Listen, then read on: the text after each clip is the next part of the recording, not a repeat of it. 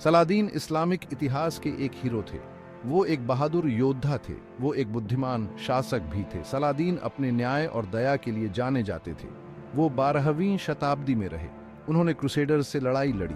Saladin की कहानी inspiring है। वो हमें करेज और फेथ के बारे में सिखाते हैं। वो हमें कंपैशन के बारे में भी सिखाते हैं। सलादीन सब लोगों के लिए एक एग्जाम्पल हैं। वो हमें दिखाते हैं कि कैसे अच्छे लीडर बनते हैं। सलादीन का जन्म 1137 में हुआ था। उनका परिवार कर्द था। वो डिवाउट मुस्लिम थे। सलादीन के पिता एक गवर्नर थे। उन्होंने अपने बेटे को लीडरशिप के बारे में सिखाया। सलादीन ने इस्लाम के बारे में सीखा। उन्होंने कुरान का अध्ययन किया। उन्होंने हिस्ट्री और पोएट्री के बारे में भी सीखा।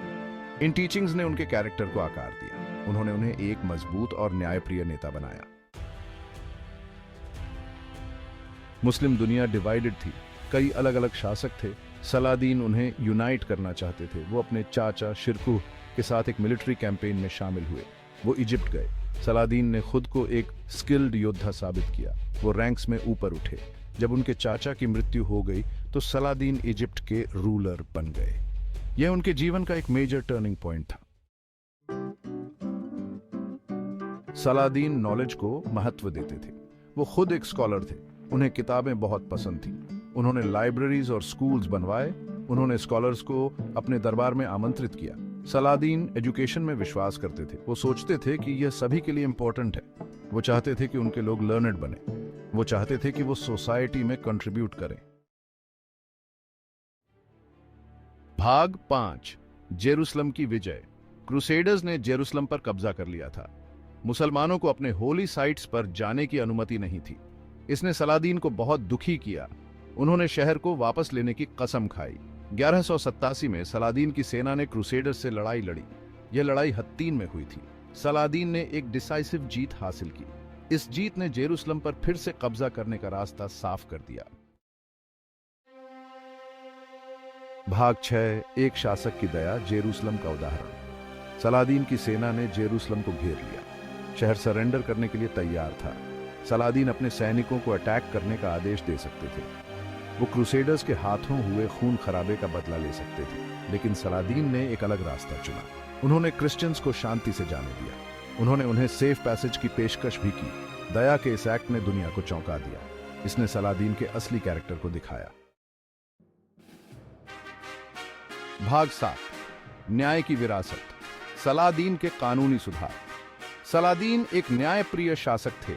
वो सभी के लिए फेयरनेस में विश्वास करते थे। उन्होंने लीगल सिस्टम में सुधार किया। वो यह सुनिश्चित करना चाहते थे कि कानून के तहत सभी के साथ समान व्यवहार हो। सलादीन के कानून इस्लामिक प्रिंसिपल्स पर आधारित थे। उन्होंने अपनी पूरी भूमि में अदालतें स्थापित की। उन्होंने ईमानदार जजों को नियुक्त किया। वो एक ऐसा समाज बनाना चाहते थे जहां जस्टिस प्रिवेल करे। भाग 8, शिक्षा और चिकित्सा के प्रणेता। सलादीन लर्निंग के बहुत बड़े पेट्रन थे। उन्होंने कई हॉस्पिटल्स की स्थापना की। वो बीमारों और गरीबों की देखभाल करना चाहते थे। उन्होंने मेडिकल स्कूल्स भी स्थापित की। सलादीन ने सबसे अच्छे डॉक्टर्स को पढ़ाने के लिए आमंत्रित किया। उन्होंने उन्हें रिसोर्सेज प्रदान किए। वो मेडिकल नॉलेज को आगे बढ़ाना चाहते थे। वो बीमारियों का इलाज खोजना चाहते थे। भाग 9, स्थापत्य उपलब्धियां, मस्जिद और मदरसे। सलादीन एक महान निर्माता थे। उन्होंने कई मॉस्क्स और मद्रासास का निर्माण करवाया। ये इमारतें बहुत सुंदर थीं। वो फंक्शनल भी थीं।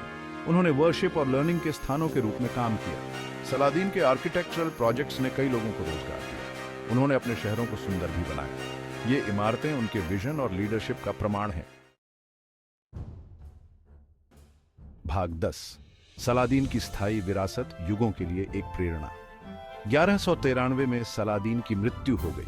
उन्होंने ग्रेटनेस की एक विरासत छोड़ी। वो एक योद्धा, एक विद्वान और एक न्यायप्रिय शासक थे। उन्हें उनके करेज, उनकी विजडम और उनकी मर्सी के लिए याद किया जाता है। सलादीन की कहानी आज भी लोगों को इंस्पायर करती है। वो हमें फेथ, नॉलेज और जस्टिस के महत्व के बारे में सिखाते हैं। वो हमें दिखाते हैं कि स्ट्रॉन्ग और कंपैशनेट दोनों होना संभव है। वो इस्लाम के एक सच्चे हीरो हैं।